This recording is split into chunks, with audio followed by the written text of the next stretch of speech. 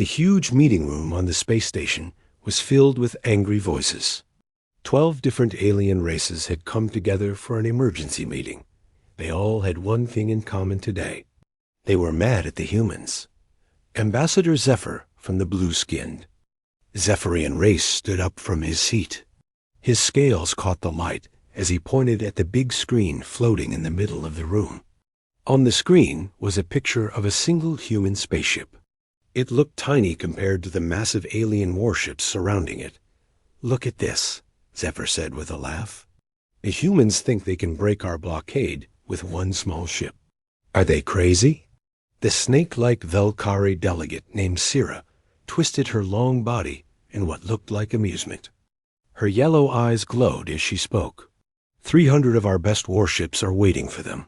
300. And they send one little ship that looks like it might fall apart. All around the room, other aliens started laughing too. The sound was strange because each race laughed differently. Some made clicking sounds, others hissed, and a few made noises that sounded like broken machines got far away from the meeting. Captain Jake Morrison stood alone on the bridge of his ship called the U.S. Defiance. He was a man in his 50s with gray hair and tired eyes.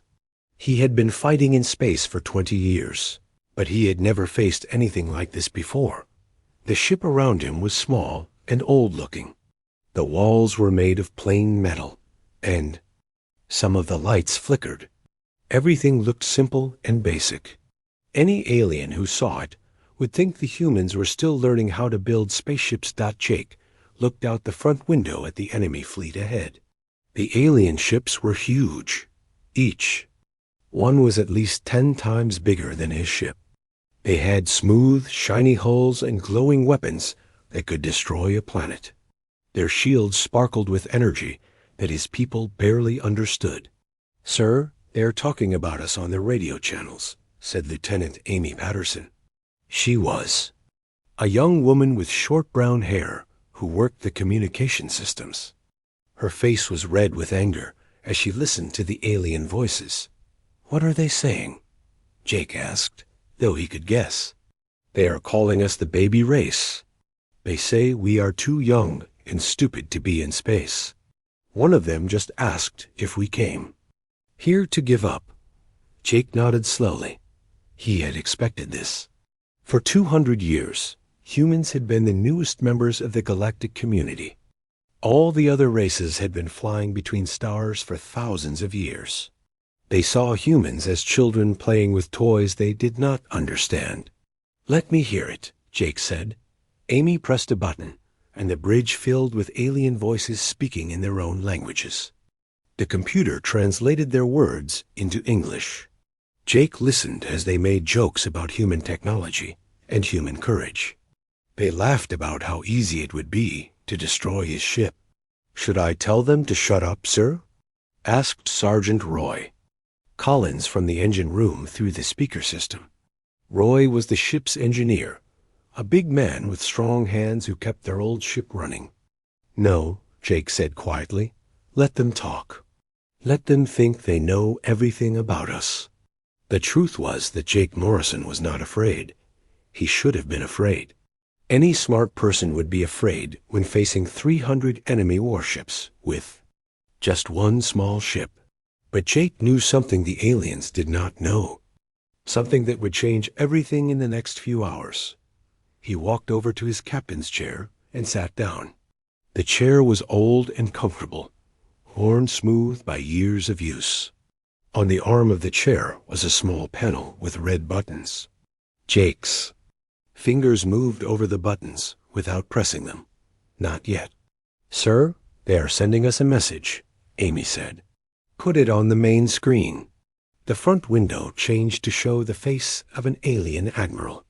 He looked like a floating cloud of gas inside a clear helmet. His voice was deep and seemed to come from everywhere at once.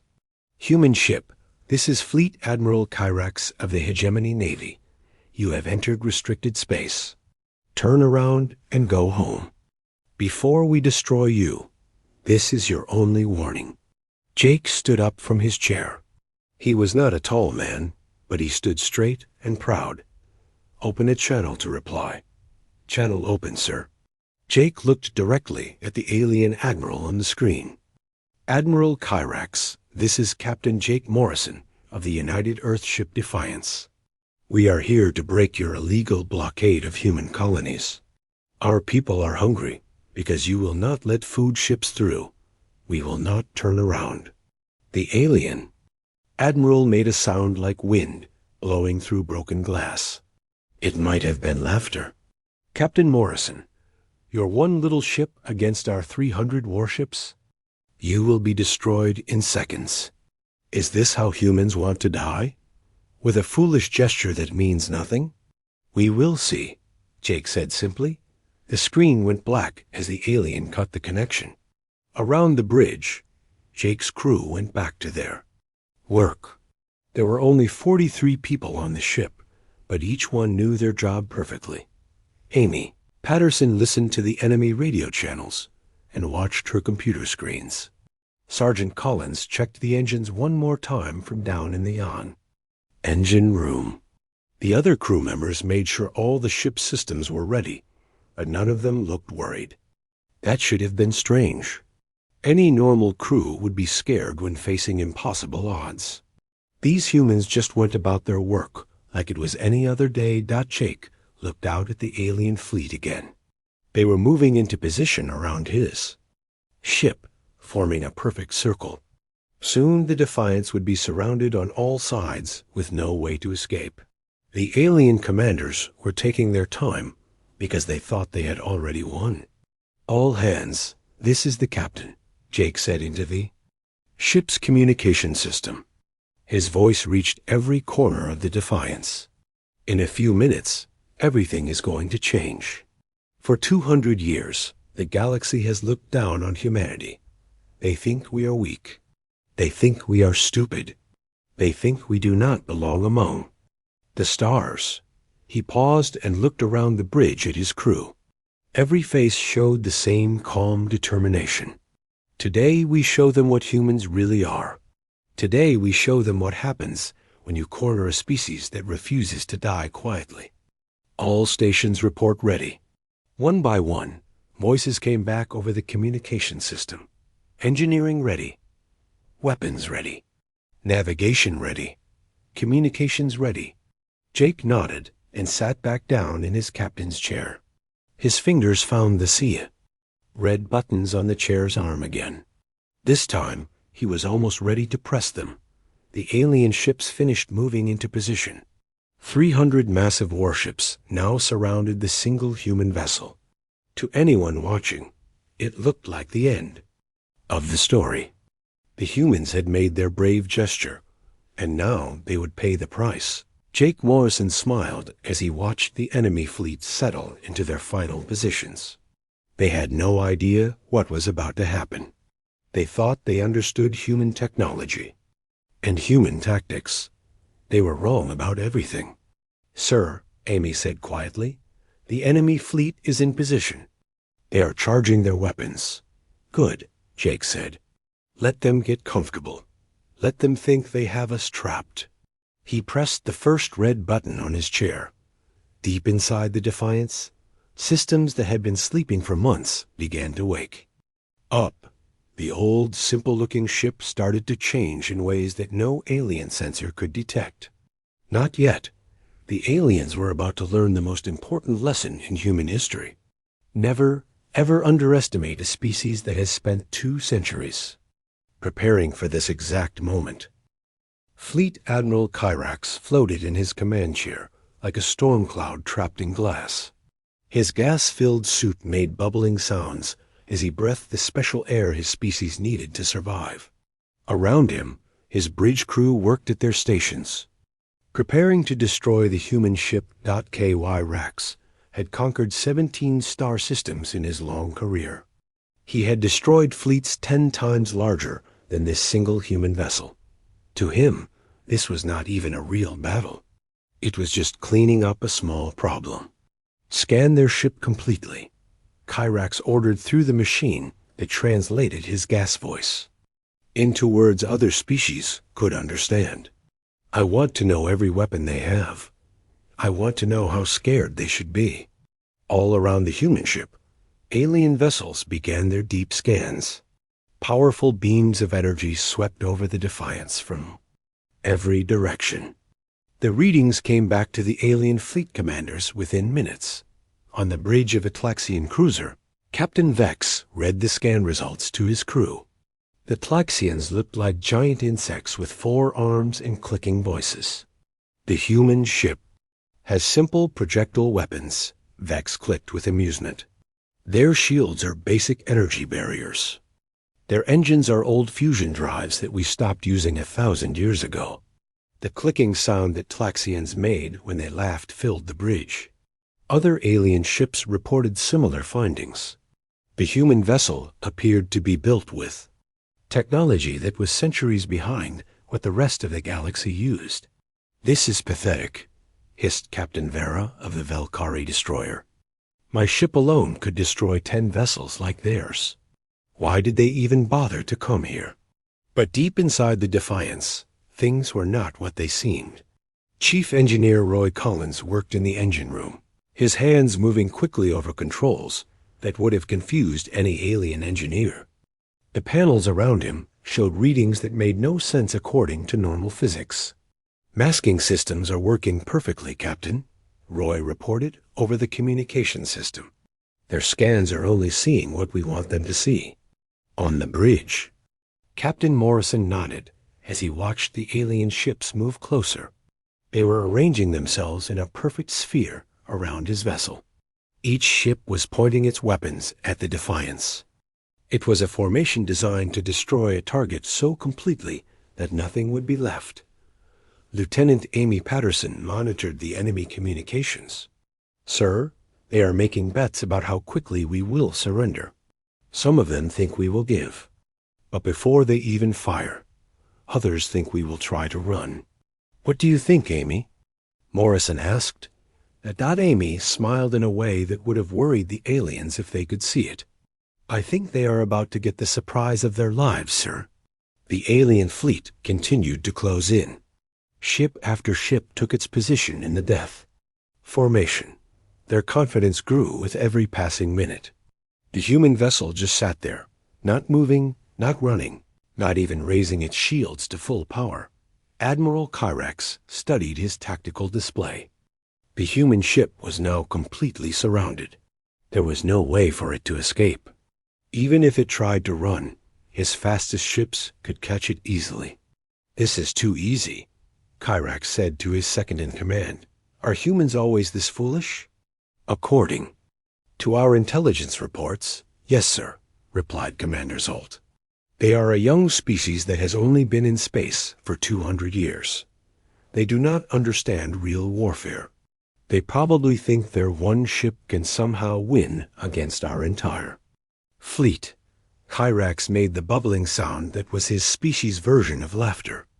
Then they are about to learn a painful lesson about the reality of galactic politics. On dozens of alien ships, weapon systems charged to full power. Energy cannons that could crack planets prepared to fire. Missile tubes loaded with warheads that could destroy city-sized targets. Shield disruptors that could tear through any known defense system came online. The human ship just waited. Captain Morrison, came Admiral Kyrax's voice over the communication system. This is your final chance to surrender. Power down your engines and prepare to be boarded. Your crew will be taken prisoner, but they will live. Continue to resist, and you will all die in the next 60 seconds. Morrison stood up from his captain's chair. Around him, his crew worked calmly at their stations. No one looked afraid. No one looked worried. They all acted like they knew something that the alien fleet did not know. Admiral Kyrax, Morrison replied, you have made several mistakes today. Your first mistake was thinking that one ship means one enemy. Your second mistake was believing your own intelligence reports about human capabilities. Your third mistake was giving us time to get into position. Position? Kyrax asked, confused. You are surrounded.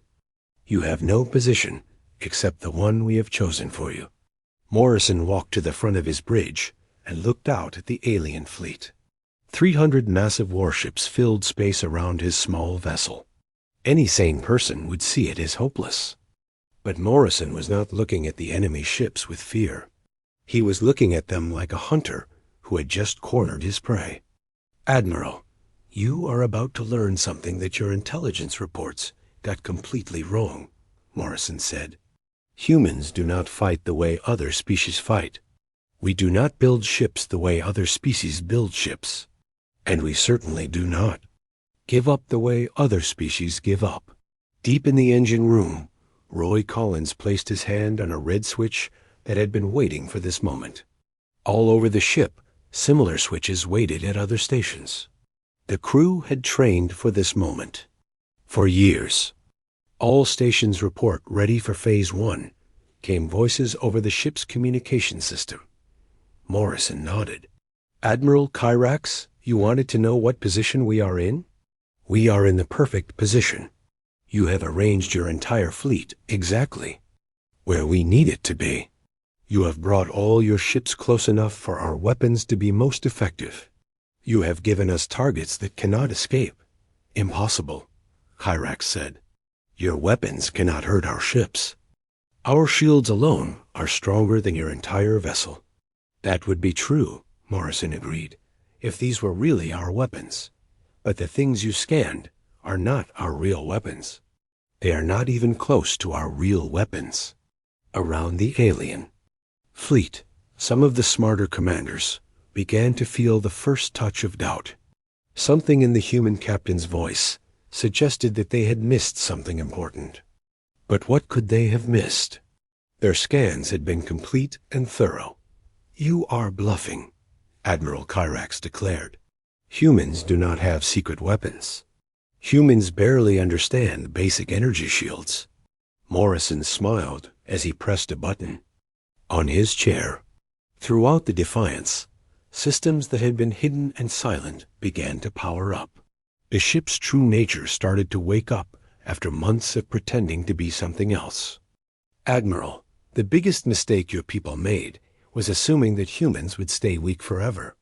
You thought we would always be the baby race that needed protection. You thought we would never learn to fight back." The energy readings from the human ship suddenly changed. Alien sensors that had shown normal, boring numbers a few seconds ago now displayed readings that made no sense.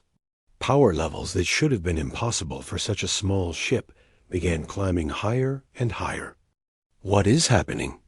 Kyrax demanded of his sensor operators. "Sir, the human ship is showing massive energy buildup, but our scans show no power source capable of generating these readings." Morrison's voice came over the communication channels one last time before everything changed. "You laughed at our lone ship, Admiral, but you never asked the right question. You never wondered why we would send just one ship unless that one ship was enough." The first phase of humanity's secret plan was about to begin. The alien fleet was perfectly positioned. Their ships were close together, confident, and completely unprepared for what the humans had really brought to this fight. Roy Collins flipped his red switch in the engine room. All across the ship, other crew members did the same thing. The Defiance began to transform into something that no alien race had ever seen before. The lone human ship was about to show 300 alien warships what humans had really learned during their 2 centuries in space. The change began with a sound that should not have existed in the empty space between stars.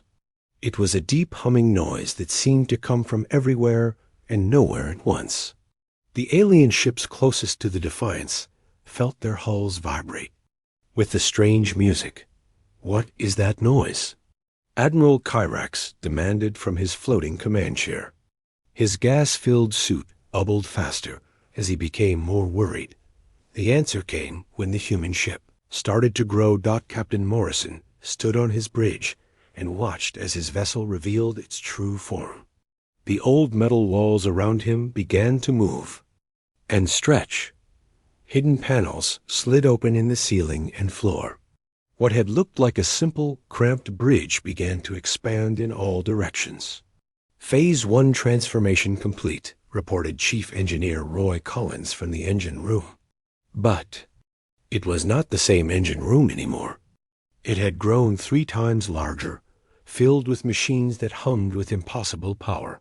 The aliens watched in shock as the ship they had been laughing at doubled in size, then tripled, then kept growing.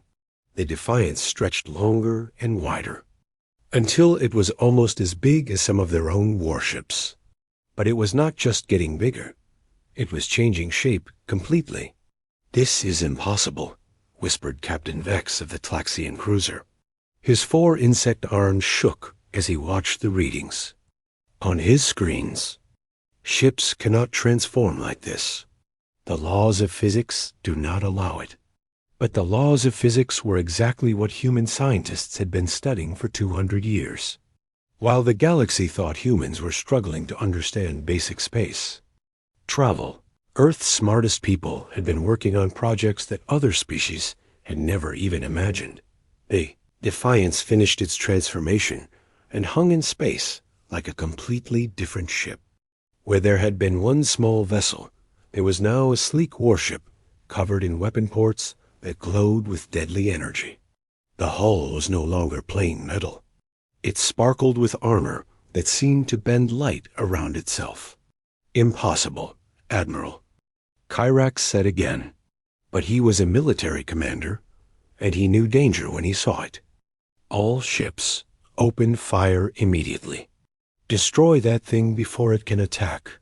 The alien fleet responded instantly. 300 warships fired their weapons at the same time. The space around the Defiance filled with energy beams, missiles, and exotic weapons that could tear apart planets. Enough firepower to destroy a small moon streaked toward the human ship, but the weapons never reached their target. "Sir, enemy weapons are being stopped by some kind of field," reported Lieutenant Amy Patterson. Her communication station had also grown during the transformation. She now sat in front of screens and controls that looked like they belonged on a ship from the far future dot around the Defiance. A barrier of pure energy absorbed every shot the aliens fired. The barrier was not like the simple shields the aliens had detected during their scans.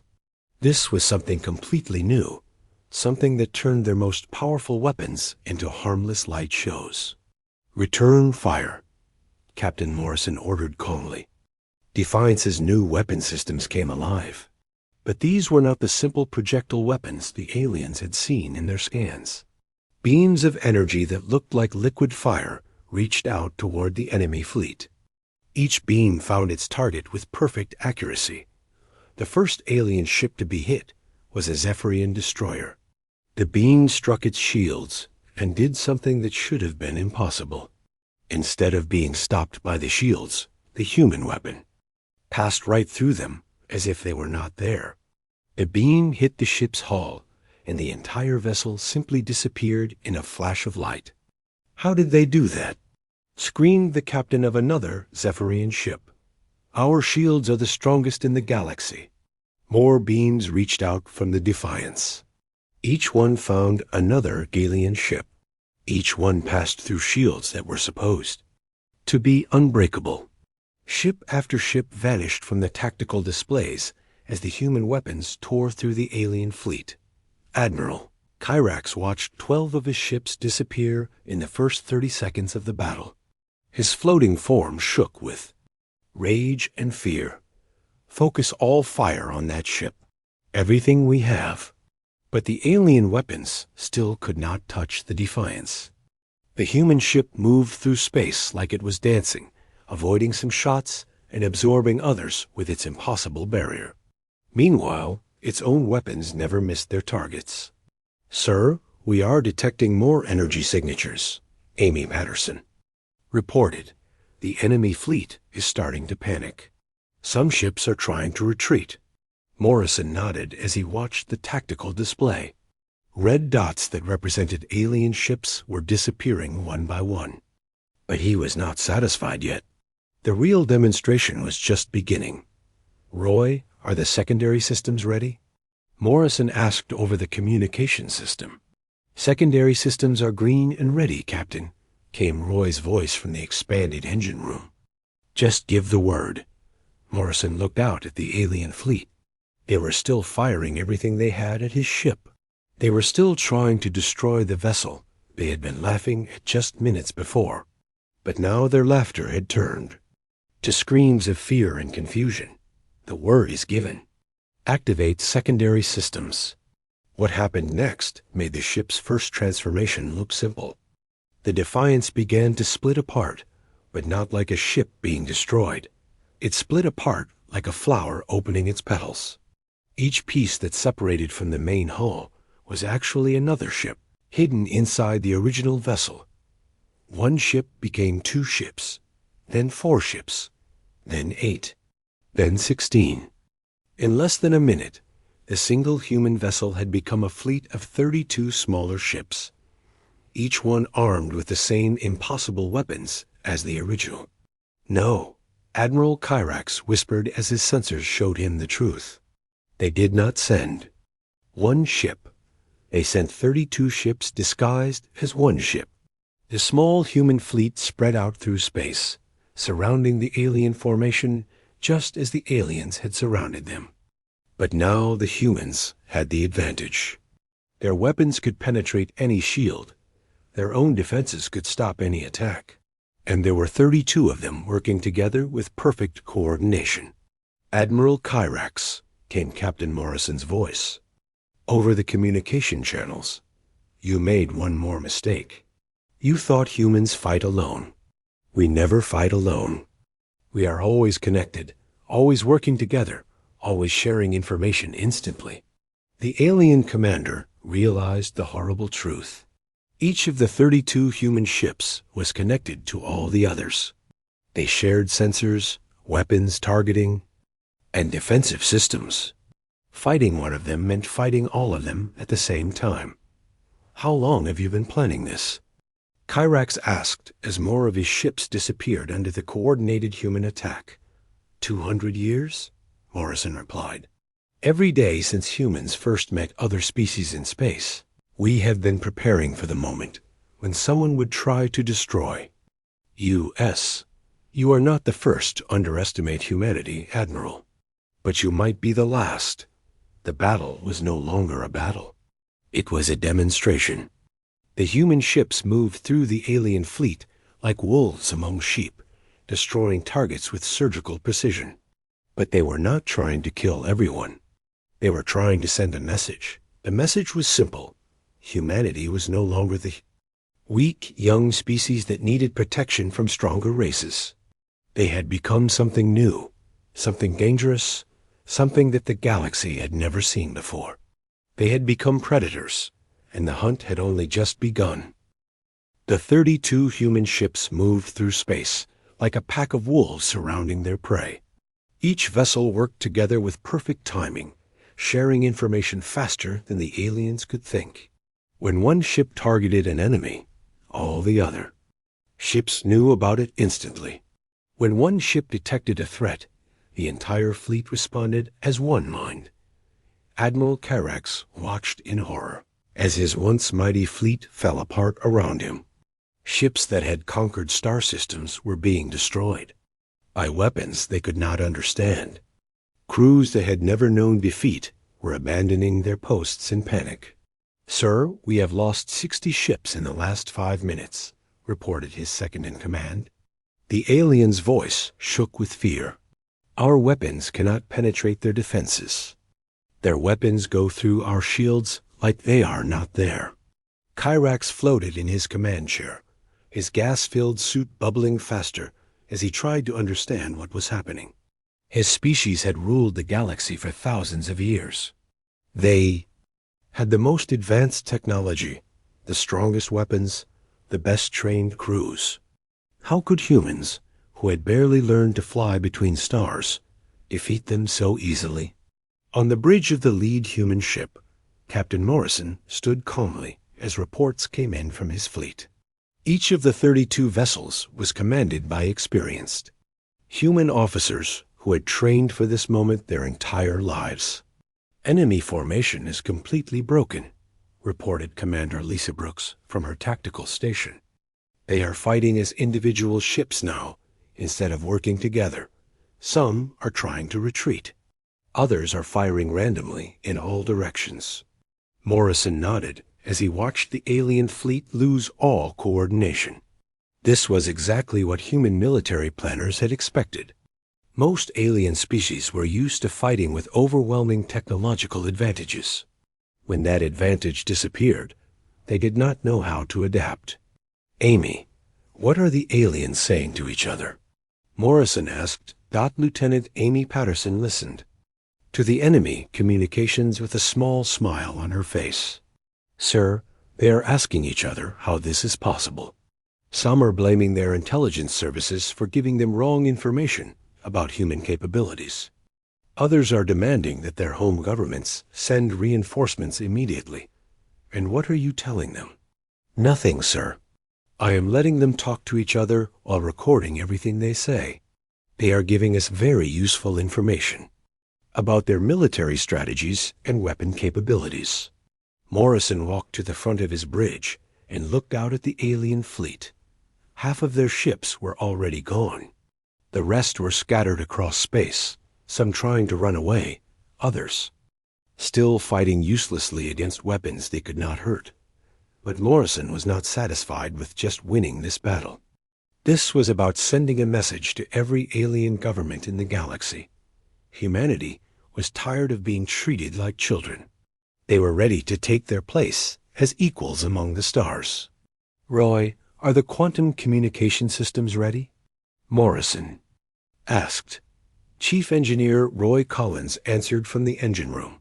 "Quantum systems are online and connected, Captain.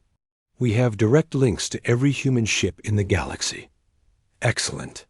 Begin Phase 2. What the aliens did not know was that this battle was not an isolated event. For 200 years, humans had been spreading across the galaxy, not just as explorers and traders, but as a carefully coordinated military force. Every human merchant ship, every exploration vessel, every diplomatic mission had been part of a vast plan. Across dozens of star systems, human ships that had been pretending to be harmless cargo haulers began their own transformations. Vessels that alien authorities had inspected and approved as simple transports revealed their true nature as advanced warships. "Sir, Phase 2 is active," Amy Patterson reported as information flowed in through the quantum communication network. "We have confirmation from 47 star systems. 218 human vessels are now active and revealing their true capabilities." Admiral Kyrax received the news through his own communication networks. His remaining ship captains were reporting impossible events from across council space. Human ships were appearing everywhere, ships that should not have existed, armed with weapons that should not have been possible. "This cannot be happening," Kyrax said to himself. "Humans do not have the technology for this kind of coordinated attack. They do not have the numbers for a galaxy-wide operation." But the reports kept coming in. Human fleets were emerging from, hiding in every major star system controlled by the Galactic Council. They were not attacking civilian targets or trying to conquer territory. They were demonstrating that they could strike anywhere, at any time, whenever they chose. On his bridge, Morrison received updates from human commanders across the galaxy. Captain Steve Turner reported from the Centauri system that his fleet had disabled 3 Council patrol groups without firing a shot. The aliens had surrendered immediately when they saw what human weapons could do. Captain Mary Johnson sent word from the Vega system that the alien trade stations there had agreed to lift all restrictions on human shipping. The station commanders had decided that cooperation was better than destruction. From system after system, the reports were the same. When faced with humanity's true military capabilities, alien governments were choosing negotiation over war. "Admiral Kyrax," Morrison said, opening a communication channel to the alien commander. Are you beginning to understand the situation? Kyrax's image appeared on the main screen. His gas-filled suit was clouded with the colors of fear and rage. You have been planning this deception for decades. How long have you been hiding warships throughout our territory? Not decades, Admiral, centuries. Every human ship that has entered Council space for the last 200 years has been part of this plan. Every trade mission, every diplomatic visit, every exploration voyage. We have been positioning ourselves for this moment since the day we first met your species. The alien commander's suit turned darker as the full scope of human planning became clear to him. You have been preparing for war from the very beginning. No, Morrison corrected him. We have been preparing for peace. But peace on our terms, not yours. We got tired of being told where we could go, what we could trade, how we should live. We decided it was time for the galaxy to treat humanity as equals. Around the battlefield, the remaining alien ships had stopped firing. Their captains realized that continuing to fight was pointless. They could not hurt the human vessels, and every shot they fired only resulted in more of their own ships being destroyed. What do you want from us? Kyrax asked. Morrison looked out at the scattered alien fleet, then at the tactical display showing human forces across the galaxy. We want recognition that humanity has the right to exist among the stars without asking permission from anyone. We want the trade embargo lifted immediately. We want human colonies to be treated with the same respect as any other civilization. And if we refuse? Morrison's expression became cold. Admiral, look around you. Look at what happened to your fleet. Look at the reports coming in from across Council space. We are not asking for these things. We are informing you that this is how things will be from now on. The truth was becoming clear to every alien government in the galaxy. Humanity had not been growing stronger gradually over 2 centuries. They had been secretly building the most advanced military force the galaxy had ever seen, while pretending to be weak and harmless. The species that everyone had laughed at, a young race that needed protection and guidance, had become the most dangerous predator in known space. And they had done it while their enemies watched and did nothing to stop them. The age of alien dominance was over. The age of humanity had begun. The silence of space around the battlefield felt different now.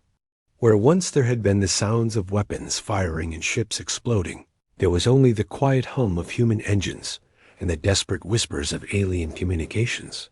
Admiral. Kyrax floated in his command chair, staring at the tactical display that showed the remains of his once mighty fleet. Of the 300 warships that had come to destroy a single human vessel, fewer than 80 remained. The rest were either destroyed or drifting powerless in space, their crews abandoned and waiting for rescue. Admiral, came a weak voice from his communication officer. We are receiving surrender requests from 17 of our remaining ships. Their captains are asking permission to power down weapons and request safe passage home. Kyrax closed his eyes and felt the weight of complete defeat settle over him. In his long military career, he had never imagined that his species could be beaten so completely by anyone, especially not by the humans that everyone considered to be children playing with toys. They did not understand. On the bridge of the lead human ship, Captain Morrison watched the alien fleet's final collapse with satisfaction, but no joy.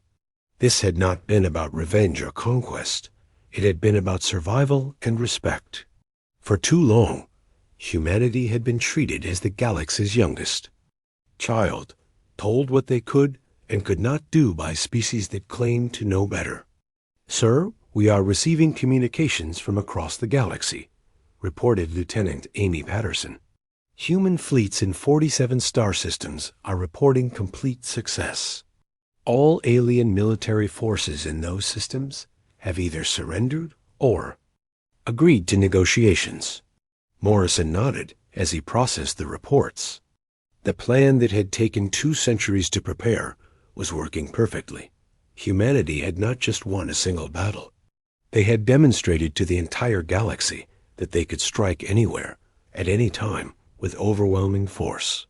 Any word from Earth Command? Morrison asked. Double quotes, yes, sir. President Clark sends his congratulations and asks for a status report on Phase 3. Morrison smiled slightly. Phase 3 was the most important part of the entire operation. It was not enough to simply defeat the alien fleets. Humanity needed to show that they could be generous in victory, that they were not interested in becoming the new tyrants of the galaxy. Open a channel to all ships in the system, both human and alien. Morrison ordered. When the channel was ready, Morrison's voice carried to every vessel in the area. This is Captain Jake Morrison of the United Earthship Defiance, speaking to all ships present. The demonstration is now complete. To the alien commanders who are listening, I want you to understand something very important. He paused, looking out at the scattered remains of the alien fleet. Humanity did not reveal our true capabilities because we want to rule the galaxy. We revealed them because we want to live in the galaxy as equals, not as subjects. We are tired of being told where we can go, what we can trade, and how we should govern our colonies. Admiral Kyrax listened to the human captain's words with growing surprise. He had expected demands for surrender, threats of further destruction, or orders to submit to human authority. Instead, Morrison was talking about equality and cooperation. The trade embargo against human colonies ends now, Morrison continued. Not because we are forcing you to end it, but because you now understand that continuing it would be pointless. We have shown that we can protect our people and our interests without asking permission from anyone. Across the galaxy, alien governments were receiving similar messages from human commanders. The humans were not demanding tribute or territory. They were not enslaving populations or destroying cities. They were simply making it clear that the old rules no longer applied. Roy, begin the withdrawal, Morrison ordered over the ship's internal communication system. Chief Engineer Roy Collins responded immediately. Beginning Phase 3 withdrawal, Captain. All ships are ready to revert to civilian configurations. What happened next amazed the watching aliens even more than the transformation into warships had. The 32 human vessels began to change. Again, but this time they were becoming smaller and simpler. The advanced weapons disappeared back into hidden compartments. The military armor folded away to reveal the hulls of ordinary merchant ships and exploration vessels within an hour. The mighty human fleet had transformed back into what appeared to be a small group of harmless civilian ships. To any casual observer, they looked like exactly what they had pretended to be for so many years. Simple human vessels going about their peaceful business. This is impossible, Admiral Kyrax said to his remaining officers. How can they hide such advanced technology so completely? The answer came from Captain Norrison's final transmission. Admiral, for 200 years your people and others have scanned our ships, inspected our technology, and studied our capabilities. You saw exactly what we wanted you to see. The lesson here is simple. Never assume that what you can detect is all that exists. Morrison paused as his own ship completed its transformation back to the simple frigate it had appeared to be when the battle began. Humanity learned long ago that the greatest weapon in any conflict is the element of surprise. We also learned that the second greatest weapon is the willingness to use overwhelming force when necessary, but to show mercy when possible. The human ships began to move away from the battlefield, heading toward the edge of the system. They moved slowly and peacefully, like merchants completing a successful trade negotiation. There were no victory celebrations, no threatening gestures, no demands for the aliens to follow them or submit to their authority. Wait, Admiral Kyrax called out over the communication channels. Where are you going? What happens now?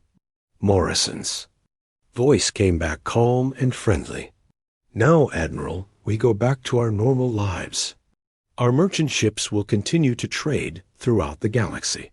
Our exploration vessels will continue to map new systems. Our diplomatic missions will continue to build relationships with other species. But what about your warships? What about your weapons?" "What warships?"